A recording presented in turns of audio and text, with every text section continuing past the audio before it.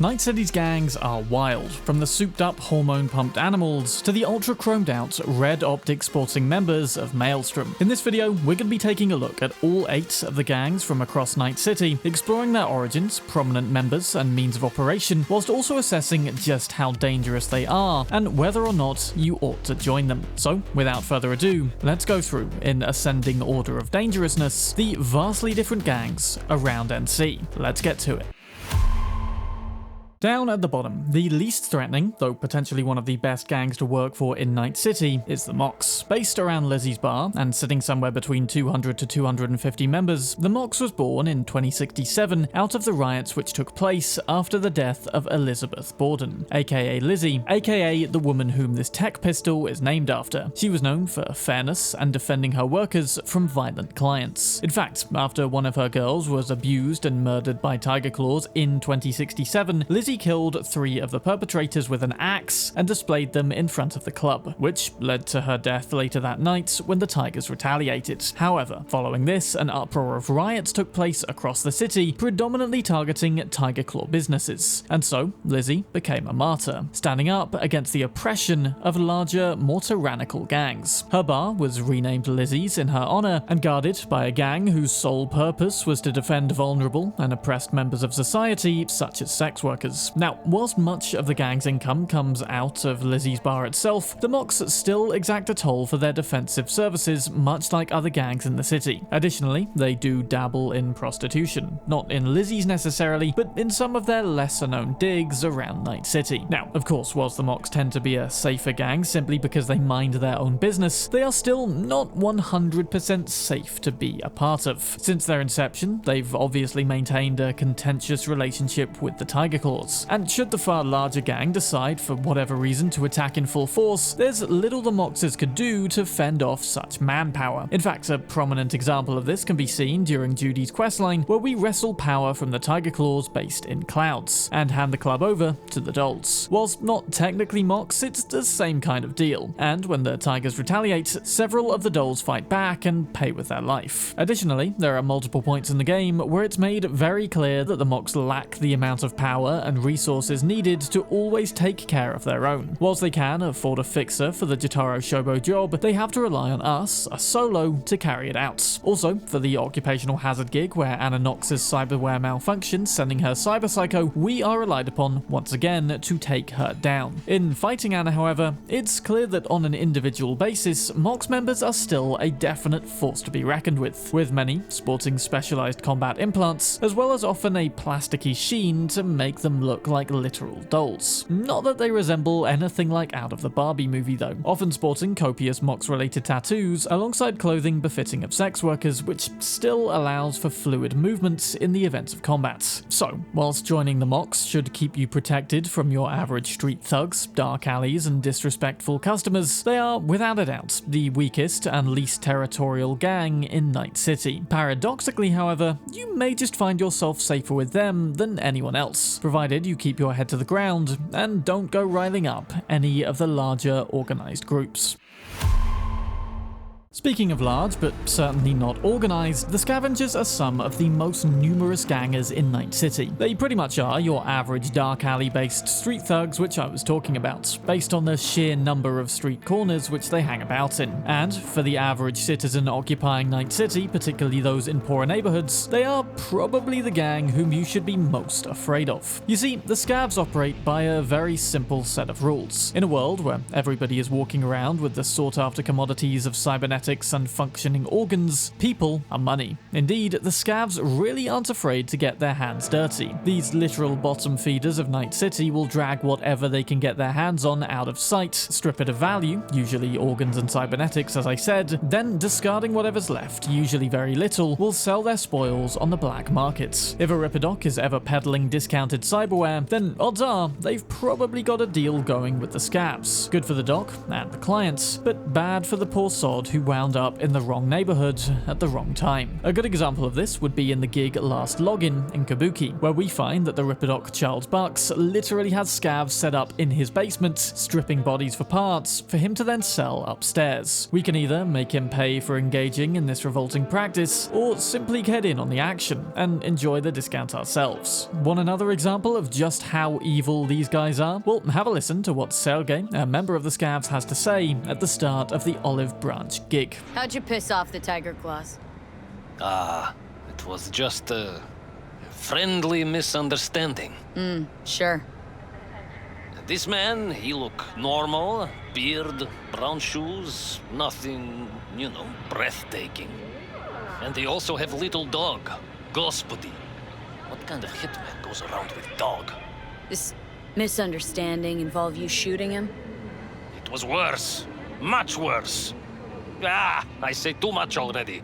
Now, I don't know about you, but it sounds to me like this guy is responsible for the Cyberpunk equivalent of killing John Wick's Doc. Now it seems there's no place on Earth where he'll be safe from imminent death, or free from being a horrible person. Speaking of Sergey though, one interesting thing to note is how the Scavs appear predominantly Russian, and indeed some of the scavengers' tattoos would suggest that many members have been part of the Bratva, the Russian mafia, a fact which could explain just how a gang with seemingly no hierarchical structure to it whatsoever continues to crop up all over NC. Perhaps the Scavs do answer to a higher order, but one which operates over in the Soviet Union. Of course, the groups operating in Night City don't really need much in the ways of organized high command, given their objective is simple and their numbers high. Indeed, I'd wager many amongst their ranks are ex-Bratva members on the basis that perhaps the Bratva utilize similar methods over in Russia. Therefore, any who wind up in Night City simply recruit desperate lowlifes to their cause and continue their practice of harvesting the implants of those unfortunate enough to stumble into their path. Now, whilst the Scavs are indeed incredibly numerous, they are divided into many seemingly unconnected cells. Therefore, unlike the other gangs, they're incapable of mobilizing their numbers to become anything more formidable, a bit like the Orcs in 40k. Additionally, compared to the other gangs, the Scavs sport not really any enhancements of note, save for the digitized GIMP masks which allow them some anonymity. In fact, it wouldn't be too outlandish to assume that even some of the Scavs may not even be desperate lowlifes at all, but rather, perhaps, people who simply get off on brutal, violent, horrific murder. Thinking along those lines then, their ranks would be the perfect place for any serial killers to hide amongst, given that the whole MO of the group is pretty much serial killing. Probably our most terrifying encounter with this gang then comes during the Sweet Dreams side quest, where, thanks to us being extremely deliberately gullible, we wind up in a bathtub at the back of one of their hideouts, weaponless and half naked, being revived from the dead purely thanks yet again to the biochip. So, whilst technically one of the least formidable gangs in Night City, the Scavs are, in actual fact, the main reason why you don't wander alone at night and never venture into unknown territory, because hiding in the dark are these glowing masks hungry to harvest you.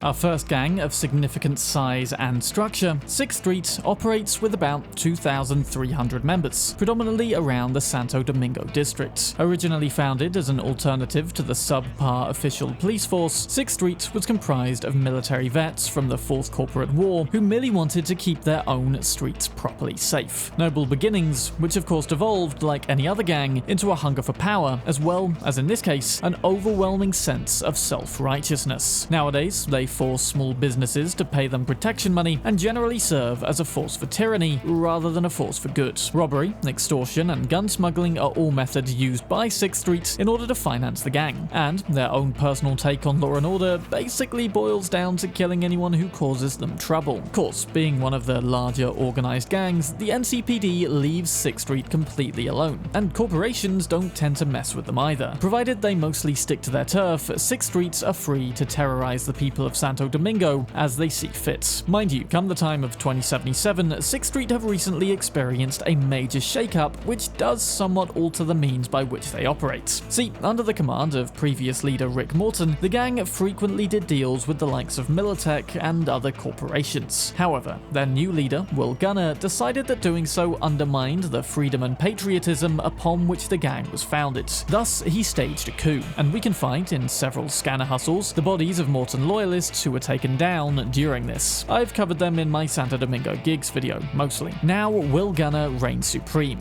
and the gang are prepared to violently take out anyone who insults their leader or their ways. Something you can test out for yourself during the Stadium Love side quest by insulting Gunner's name after you win, and subsequently being forced to fight off everyone there. Interestingly though, despite pertaining to no longer work with corporations, there's still instances we can discover where 6th Street are doing just that, such as in the gig Breaking News, where we steal hard evidence that Kendachi is employing the gang on a project codenamed Arsenal. Clearly, not everyone in 6th Street got the memo that they were no longer working with the Corps, or perhaps Gunner simply used the anti-corpo thing as a front to appeal to a majority of pissed off Sixers and gain support for his coup. Now that he's seized power though, that whole thing can slowly be phased out again in order to keep the cash flowing and the Corps off their backs. Now, in terms of individual power levels, 6th Street are definitely more than just your average thugs. As well as their military experience, these guys boast an assortment of combat-enhancing cyberware as well as military weaponry. Additionally, their experience in the field means they sport many techies in their ranks, who afford the gang souped-up vehicles and powerfully modded weapons. Jake Estevez, for example, who we help in one of the gigs, was able to disable the trackers on the vehicles, and he also gifts us the Turbo R VTEC, one of the speediest powerhouse cars in the game prior to Phantom Liberty. But despite being a small military force, they're probably one of the safer gangs to stumble across. Provided you don't do anything to insult them and play by their rules, it should be just about possible to get along. Fail to do so, and you can prepare to be annihilated by patriotism and liberty.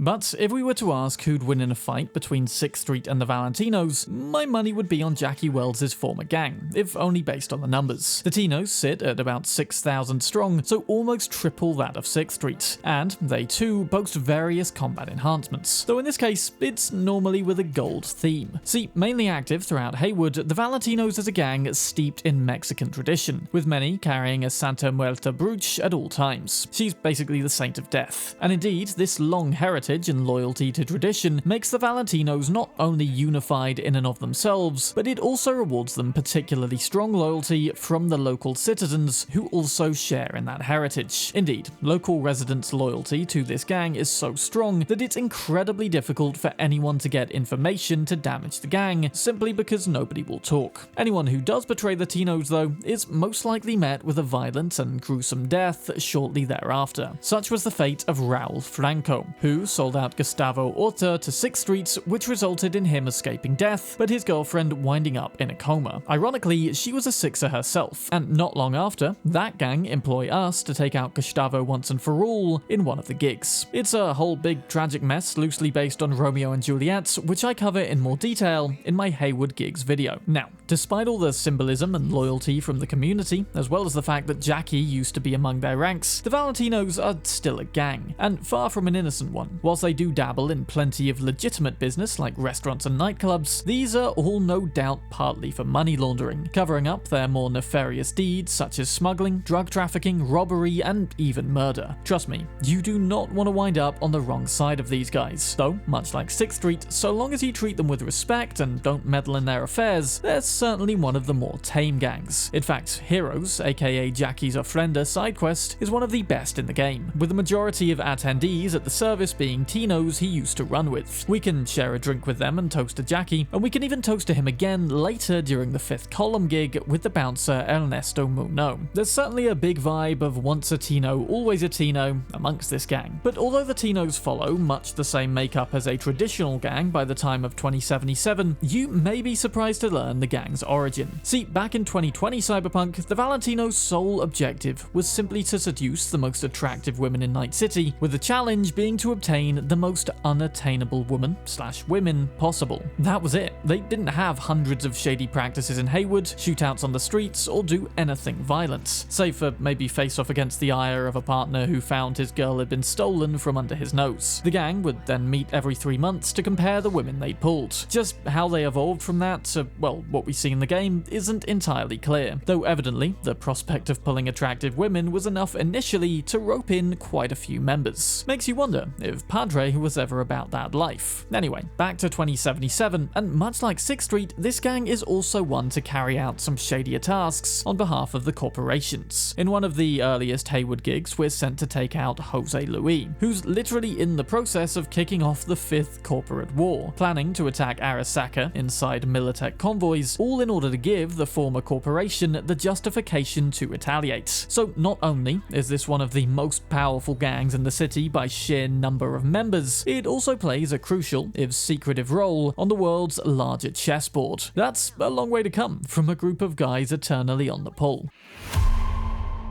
But, sneaking just past the Valentinos in my opinion in terms of how dangerous they are, the Tyger Claws take after gangs based in Asia like the Triad and Yakuza, often riding around on colourful looking bikes and wielding katanas. They're the closest thing to Akira that we get in this game, especially those who happen to be driving the Kusanagi. At 5,500 strong, they pretty much match the Valentinos for numbers, however they own even more businesses than their rival gang, which are similarly used for money laundering. Also, the Tigers just so happen to have the backing of the Arasaka Corporation, who will frequently hire these guys out for jobs which they don't want leading back to the Corp. And I don't know about you, but having one of the world's biggest megacorps standing behind your already hefty military might makes you a pretty big deal. In fact, if there were to be a war between all the gangs, my money would probably be on the Tigers to come out on top. That said, don't forget that Arasaka have also hired the Valentinos in the past too, so it could be a close one. To the average street dweller though, particularly those in Westbrook and Southern Watson, the Tigers are not a group you want to mess with, and members of the Tyger Claws ranks are probably more likely to start on innocent bystanders than, say, the likes of the Tinos. Whilst the upper rankings of the Claws like to maintain a modicum of honor and diplomacy, lower ranking gangers are far more prone to abusing their gang membership to commit all kinds of violent, depraved, and sadistic acts. Problem is, whilst the Tigers who initiate fights would be in the wrong with their superiors, any retaliation from the victims will merely justify the Tigers' reasoning for attacking them. It's a terrible closed-loop honor system, and I'm sure the lower-level Tigers realize that. Equally, some of the high-ranking members even are just completely screwed up and evil. Most notably, of course, is Jotaro Shobo, our target for the Monster Hunt gig, and a guy who must get referenced at least 20 other times in various quests, scanner hustles, or just random encounters. Jotaro, you see, is in the braindance business, the kind where he takes kidnapped innocents, subjects them to brutally screwed up, often sexual scenarios, and then scrolls the experience for his own twisted pleasure and that of his alarmingly numerous customer base. Of course, these unwitting souls don't simply fall into his lap.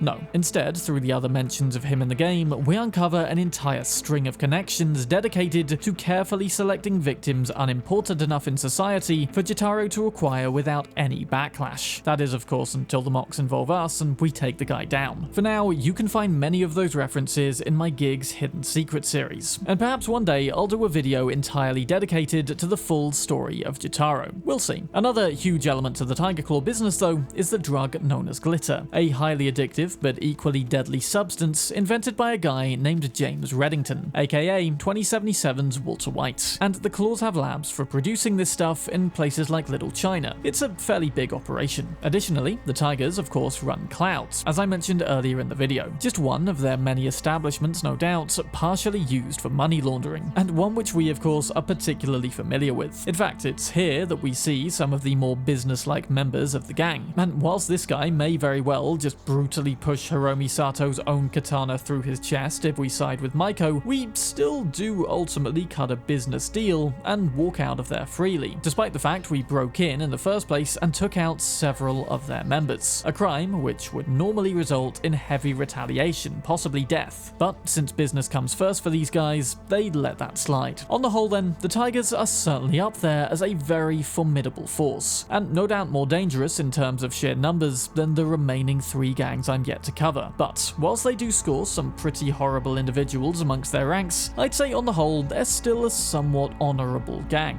And protecting the Asian community of Night City, it's certainly not a horrible objective to have. Could just be that joining the ranks of the Tigers means a better life for you than you'd otherwise have. Plus, you get to ride around on a sweet looking bike, slashing tyres with a glowing katana. At least you can in Phantom Liberty once that feature becomes available. And whilst other gangs out there may overall be meaner than the Tigers, they certainly can't match them for raw power level.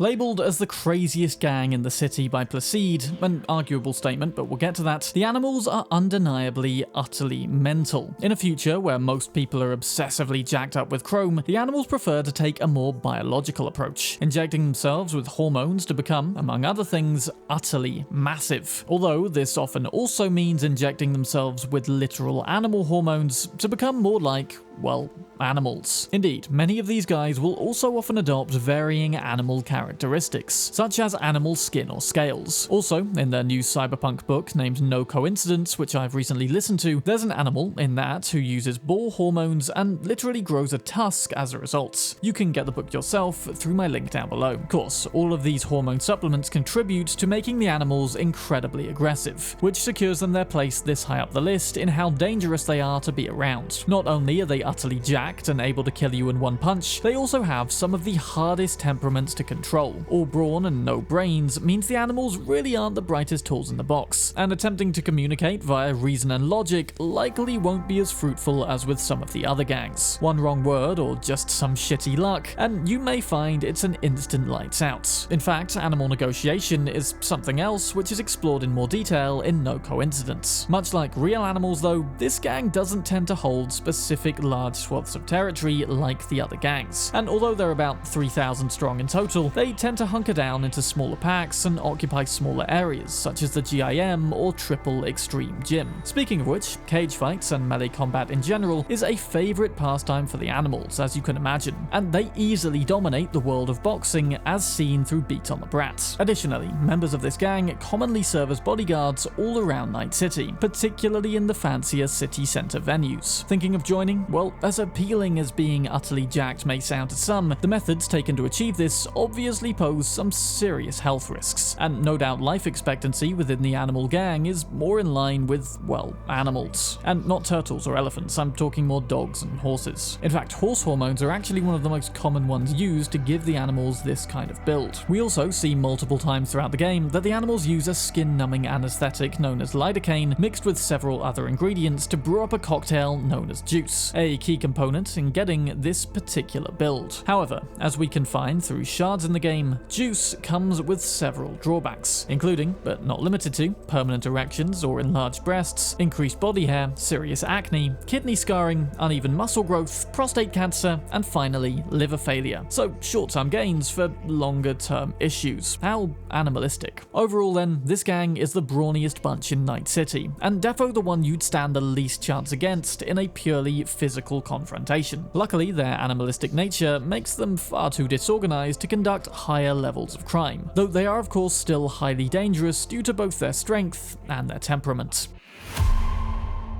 Despite the Voodoo Boys sitting as one of the smallest gangs in Night City, their constant insistence to mess with the Blackwall makes them an extreme threat to literally everyone when net running. You see, the Blackwall was established back in the 2020s after Raish Bartmoss triggered the data crash, flooding the old net with viruses known as rabbits and transforming it into the digital wastes overrun by rogue AIs which we see today. The Blackwall then separates the old net from the new, acting as an impenetrable wall between the 10th circle of hell and the safe havens of modern subnets. Problem is, the Voodoo Boys keep screwing with the thing, with Netwatch agent Bryce Mosley describing it like this. People imagine it as a great border wall, a one-time solution to protect humanity forever. Whereas, it's more like a torn-open trash bag taped over a busted window. And the Voodoo Boys will not stop poking holes in the fucking thing.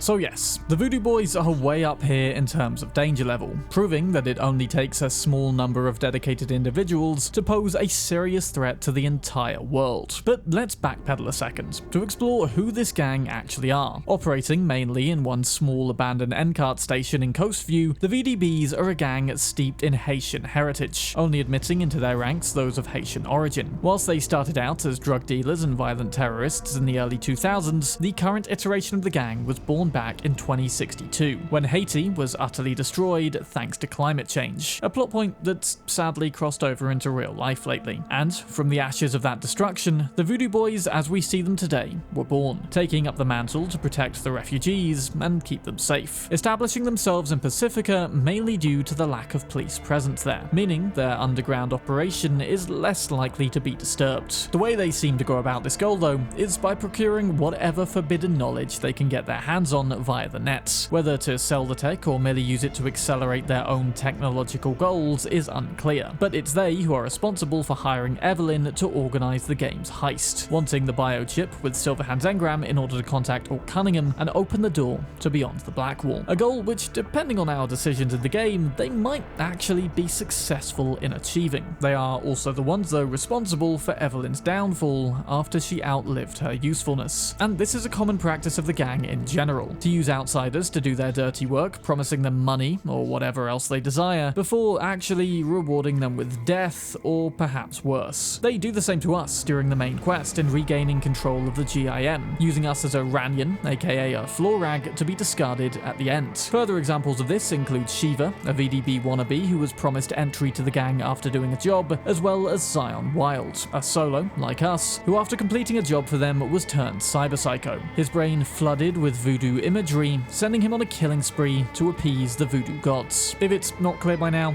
this is an extremely dangerous and not at all nice gang. Whilst yes, being of Haitian origin would make it ideal for you to join, even associating yourself with them in any way without this prerequisite is almost certainly going to end in death for you, unless, you know, you're V and essentially get lucky. Other than that though, I mean, they look cool, and a gang dedicated to breaking through a barrier literally designed to be fully impenetrable does sound kinda badass, much as it poses a threat to the rest of the world. Though for the Voodoo Boys themselves, it could actually be good if they're able to get all cushy with our new AI overlords ahead of time, else they might just wind up having their minds absorbed by the thing. And funnily enough, they wouldn't be the first gang to partake in that kind of activity. Finally, the absolute most dangerous and gruesome gang in Night City, all things considered, is without question Maelstrom. Despite only having 1,300 members among their ranks, these guys are the most brutal, most terrifying group of people you could ever have the misfortune to meet in Night City. Their red optics and barely human faces signaling their distaste for the natural human form, their love of all things chrome, and a literal thirst for blood to course through their silicon. Much like the Voodoo Boys, many Maelstrom members have a desire to merge humanity with the technological, crossing the Black Wall and making contact with the AIs that live there. In fact, the bloody ritual cyberpsycho encounter may just be one such example where they succeeded in this endeavor. I firmly believe that the Maelstrom Azaria Hughes became possessed by a demon from beyond the Black Wall, with the pentagram and references to hell found at the scene being a cyberpunk take on the classic demonic ritual of possession. You can find out more in my Cyberpsycho Secrets video, and I'll be doing a deep dive into this theory in full sometime in the future. As far as the gang structure goes though, they're mostly based up in Northside, but conduct operations all around Night City, which are just as criminal, if not worse, than the rest of the gangs. Hit jobs, drug smuggling, and robbery, to name the most obvious few. In addition to this, Maelstrom run the Totentanz Club, a place we'll visit during Kerry's second conflict side quest. Many gangs come here to hang out and rave, listening to music which is said to sound nothing like what you're used to. A cacophony of terrible sound, unless maybe you have the right implants. Definitely not a place the average night citizen wants to visit though. After all, any night at Totentanz which doesn't end with at least 12 deaths is considered a dull affair. That's even more extreme than a Dothraki wedding. And what happens to troublemakers when they get thrown out of the club? Why, they get thrown to Ellis Carter, a Maelstromer who had his face kicked in so hard it made him pretty much a rabid dog. The animals aren't the only ones with primitive behavior. Recently, in 2077 though, Maelstrom have become even more dangerous than they were before, after Brick, a pretty stand-up business dude who just likes his red optics, was overthrown by Royce, a deranged and unpredictable psycho who refuses to play by anyone else's rules and will stick a gun to your head for pretty much no reason. With him at the helm, there's no doubt that Maelstrom should be avoided at all costs, with anything resembling legitimate and fair business being utterly impossible to conduct with him around. This sort of thing can also be seen seen across the rest of the gang in gigs like Hippocratic Oath, where Lucy Thackeray agreed to work as their medic for 3 months, only to have us show up 5 months later as a solo extraction unit. If you did ever want to join this gang for some reason, you'd first have to go through the incredibly dangerous initiation rituals, namely involving having your face removed and replaced by red optics. Flatline during the procedure, and it's unlikely anyone's gonna care. You simply weren't strong enough, and there's plenty of others to recruit. As far as their ethics go, well, I genuinely don't think most of them have any. It's enough to even screw with the NCPD officer Barry Lewis, who recalls seeing this. One time, a Maelstrom ganger killed a young kid right in front of my eyes. For shits and giggles. I couldn't do shit. The son of a bitch had corporal protection. Our chief greases his palms with an anonymous donation. And guess what? Officially, kid blew his own brains out. Indeed, much of this might be due to the heavily modified bodies which most Maelstromers have, loading up with as much chrome as they can physically survive in order to experience some otherworldly sensations. But this of course means a huge number of them are bordering on cyberpsychosis, if they're not there already. All walls of morality have been removed for them, with many Maelstromers giving in to their deepest and darkest desires. They also seem to love forcing chrome on others, particularly those who strongly object. The Sacrum Profanum side quest, for example, involves a monk being heavily mutilated by various implants, something the monks generally morally object to having. And the 6 Feet Under Cyberpsycho gig involves a Valentino named Lely Hine being kidnapped and forcibly implanted to the point of cyberpsychosis as well. Certainly not a gang you want to trifle with, much less join. The best possible thing we can do for them then is to kill Royce during the pickup and free Brick, reinstating his power, though each option there does come with its own set of pros and cons for us the player, which I explore in more detail in my Tough Decisions video. If you want even more insight into just how screwed up Maelstrom can get though, then once again, the No Coincidence book sheds a great light on this, with characters such as Dum Dum making an appearance and playing a key role. No spoilers, just go and read it for yourself, or, listen to it, since the audiobook is narrated by Jeremy Lee, aka Female V. Overall, an extremely dangerous gang with highly malevolent intentions. If you ever see those red optics glowing their way towards you, then all I can say is run. Just run and hope for the best. So, with that fair bit of background on each gang out of the way, let's quickly go through and decide whether or not you should join each one. The Mox is a solid yes. Not only will you keep your head mostly out of the firing line, but you'll be joining a group of mostly decent girls and guys who'll have your back provided you have theirs, staying out of trouble and also maintaining safety in numbers. I'd argue it's safer than staying on your own in Night City. The Scavs, an absolute no. Not only will you be kidnapping innocent victims and taking them apart on the daily, this gang doesn't have any element of fellowship, and no doubt if anything were to happen to you, you'd simply be left in the dust by the rest, or worse, just become another of their victims. 6th Street I'm a little on the fence with. If you can swallow their self-righteous and misguided ideals, it may put some good tunes at your back. That said, the gang ain't exactly devoid of coups and interior backstabbing. You're just as likely to wind up dead in the gang as you are outside it, so on the whole, I'd say no. The Valentinos seem a little better, and at the end of the day, the likes of Jackie Wells came out of their ranks. They're certainly not without issues, but out of all the larger organized gangs across the city, I'd probably choose them if I could.